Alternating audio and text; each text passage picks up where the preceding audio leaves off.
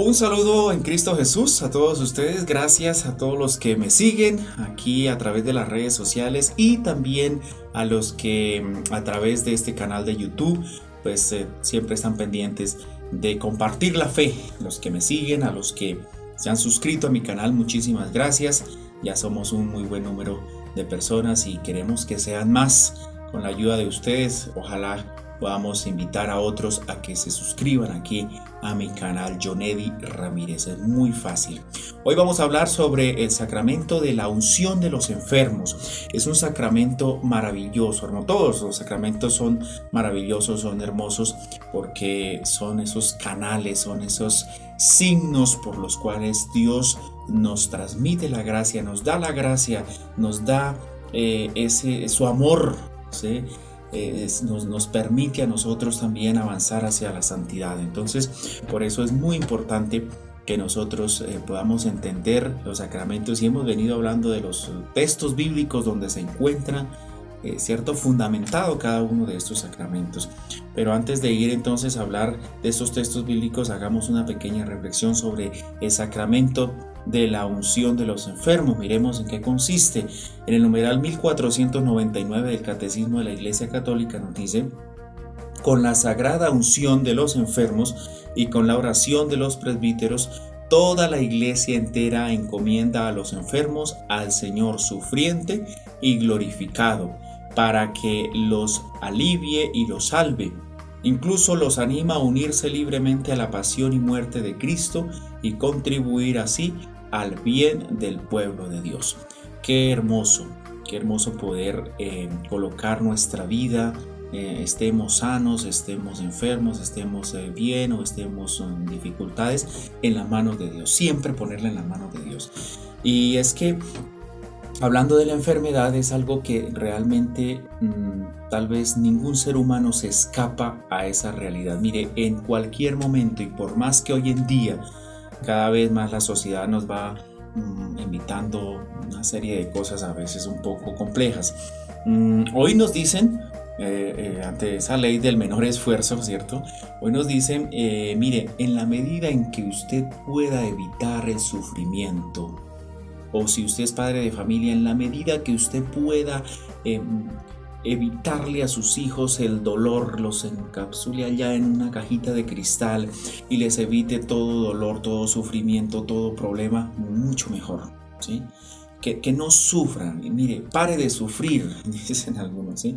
No, ¿para qué sufrir? No tiene ningún sentido el dolor, el sufrimiento, ¿sí? Y el problema es que tarde o temprano, sí o sí, en algún momento nos vamos a tener que enfrentar algún tipo de sufrimiento. Por estos días del virus y todo esto, estamos en ese contexto, ¿cierto? Algunos decían, no, eso es para las personas que están ya enfermas, o para los abuelitos, o para... No.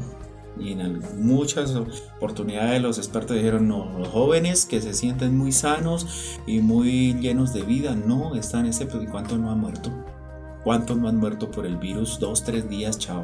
Entonces, cuidado con eso. Sigue diciendo el Catecismo de la Iglesia Católica: la enfermedad y el sufrimiento se han contado siempre entre los problemas más graves que aqueja la vida humana. En la enfermedad el hombre experimenta su impotencia, sus límites, su finitud.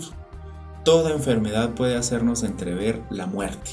¿Ve? Ahí está. Entonces no podemos cantar victoria en ningún momento. Yo no voy a sufrir. Claro que sí, por más condiciones que tengamos. Y termina diciendo: la enfermedad puede conducir a la angustia, al repliegue sobre sí mismo, a veces incluso a la desesperación y a la rebelión contra Dios. Puede también hacer a la persona más madura, ayudarla a discernir en su vida lo que no es esencial para volverse hacia lo que es. Con mucha frecuencia la enfermedad empuja a una búsqueda de Dios, un retorno a Él. Entonces, en ese contexto de la enfermedad podemos caer, ojo, en esos dos aspectos, ¿no? Uno, en rebelarnos, en maldecir, en decir, ¿por qué a mí? ¿Por qué a nosotros? Pero es que, ¿cómo así? ¿Pero por qué? Dios no existe, Dios me mandó este castigo, etcétera, etcétera, ¿verdad? Pelear. desesperarnos o hacer tener otra actitud que es, repito, poner en las manos de Dios ese dolor, esa enfermedad, ofrecerlo.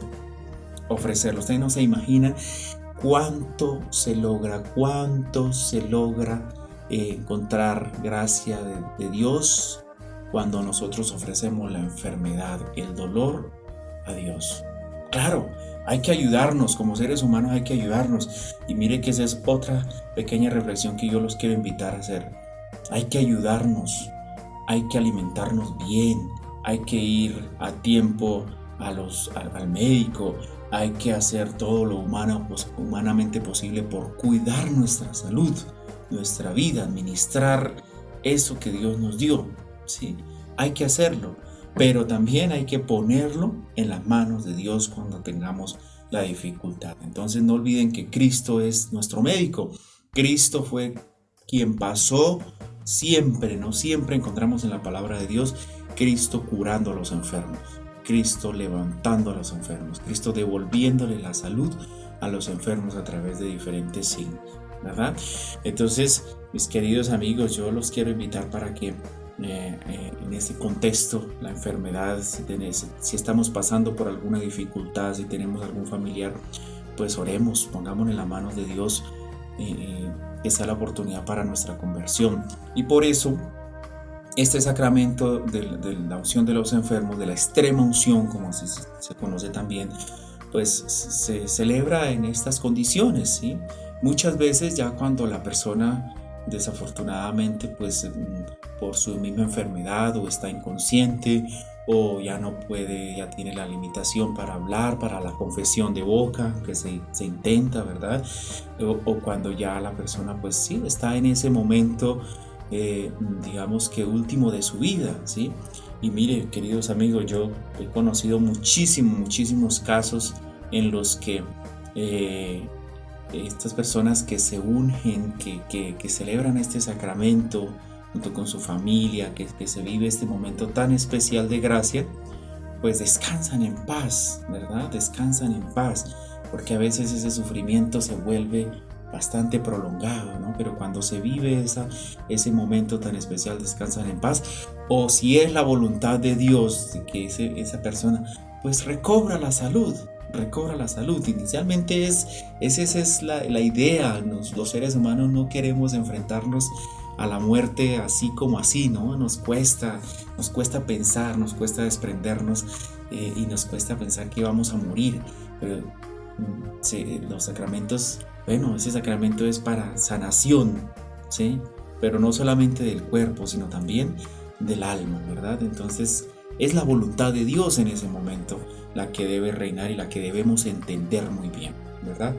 Entonces, mire, el ser humano se tiene que reconciliar. Para eso sí es una muerte digna. Ojo con lo que estoy diciendo. El ser humano debe reconciliarse con Dios, consigo mismo, con los demás seres humanos y con la creación a la hora de morir. Si usted quiere morir dignamente, quiere tener una buena muerte o su familiar, ¿sí? Hay que aprendernos y hay que entender esto muy bien. Irse en paz con Dios, ¿sí? Haber saldado sus cuentas consigo mismo, porque nosotros mismos nos damos muy duro, ¿no? Nos juzgamos a nosotros mismos. Nos hemos hecho mucho daño a nosotros mismos. Con nuestros hermanos, cuánta problemática, ¿cierto? Y con todo nuestro alrededor, ¿no? Uno no se da cuenta y uno no es consciente de eso, pero sí.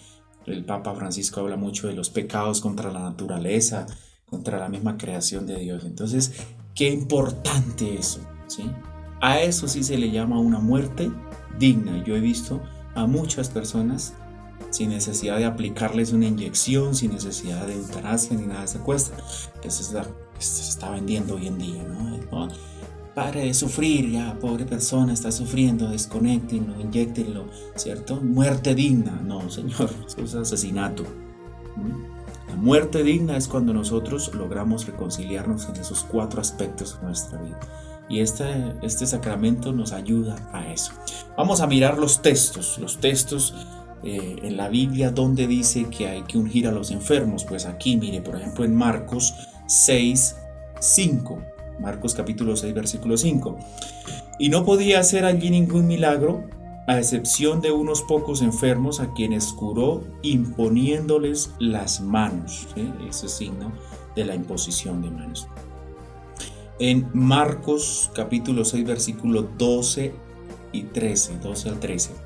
Y yéndose de allí, predicaron que se convirtieran, expulsaban a muchos demonios y ungían con aceite a muchos enfermos y los curaban. ¿Sí? Los ungían con aceite, ahí está. ¿No dice en la Biblia? Claro que dice en la Biblia. Otro texto, Lucas 13, 12, 13. Al verla, Jesús la llamó y le dijo: mujer, quedas libre de tu enfermedad. Y le impuso las manos y al instante se enderezó y glorificaba a Dios. Ahí está. Otro texto, Hechos de los Apóstoles, capítulo 9, versículo 17 al 18. Fue Ananías, entró en la casa, le impuso las manos y le dijo: Saulo, hermano, me ha enviado a ti el Señor Jesús, el que se te apareció en el camino por donde venías, para que recobres la vista y seas lleno del Espíritu Santo. Al instante cayeron de sus ojos unos como escamas y recobró la vista, se levantó y fue bautizado. Ahí está. Primera de Corintios capítulo 12 versículo 9 dice: a otro fe en el mismo Espíritu, a otro carismas de curaciones en el único Espíritu, hablando de esos carismas, de esas gracias que el Señor otorga. Otro texto, Santiago, mire, este es muy clave, muy importante para entender el sacramento de la unción de los enfermos. Santiago 5, 14, 15 dice: ¿está enfermo alguno entre vosotros? Llame a los presbíteros de la iglesia, que oren sobre él y le unjan con óleo en el nombre del Señor. Y la oración de la fe salvará al enfermo, y el Señor hará que se levante, y si hubiera cometido pecados, le serán perdonados. Ahí está en la palabra de Dios, ahí está, ¿sí?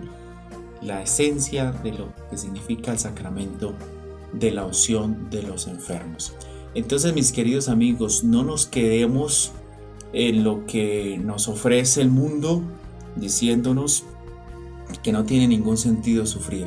Claro, a nadie le gusta y nadie queremos sufrir, nadie queremos que nos duela nada, ¿verdad? Pero sí o sí en algún momento nos va a tener que llegar esa realidad, sea como sea. Y entonces, si nos han enseñado que no tiene ningún sentido sufrir, pues nos vamos a morir de la tristeza, porque ¿por qué a mí? No tanto del dolor, sino de la impotencia. ¿Por qué? Pero ¿por qué me tocó sufrir? ¿Sí? Entonces ahí es donde tenemos que aprender que el sufrimiento tiene que ir direccionado, ¿sí?, a que podamos unirlo al sufrimiento de Cristo en la cruz por nosotros. Y en ese sentido cambia todo, cambia. Eso es conversión. Y es la oportunidad entonces, como decía el Catecismo de la Iglesia Católica, para volver a Dios. Y es la oportunidad para que cada uno de nosotros tengamos nuevamente esa oportunidad, no de renegar, sino de ofrecer nuestro dolor, ¿sí? Y es la oportunidad para que nosotros aprendamos, y para que los que están a nuestro alrededor aprendamos también, aprendan, ¿sí? Y para que ojalá nuestra mirada siempre esté fija en quien es el dueño de la vida. Nosotros no podemos hacer nada, somos impotentes, ¿sí? Si ya se hubiera descubierto algo para que la vida fuera prolongada, eterna aquí en esta tierra, no, pues qué maravilla, ¿sí? Muchos estarían matando por eso, ¿sí? Pero no, de que nos llega la muerte, solo Dios es quien nos puede salvar, solo Dios es quien nos puede llamar y pedir cuentas de lo que hemos hecho aquí. Entonces, queridos amigos, este sacramento de la unción de los enfermos es hermosísimo, y ahí estaban esos textos bíblicos que fundamentan su existencia desde siempre. Fue Cristo quien lo instituyó, quien lo dejó para gracia y salvación de cada uno de nosotros. Dios los bendiga a todos.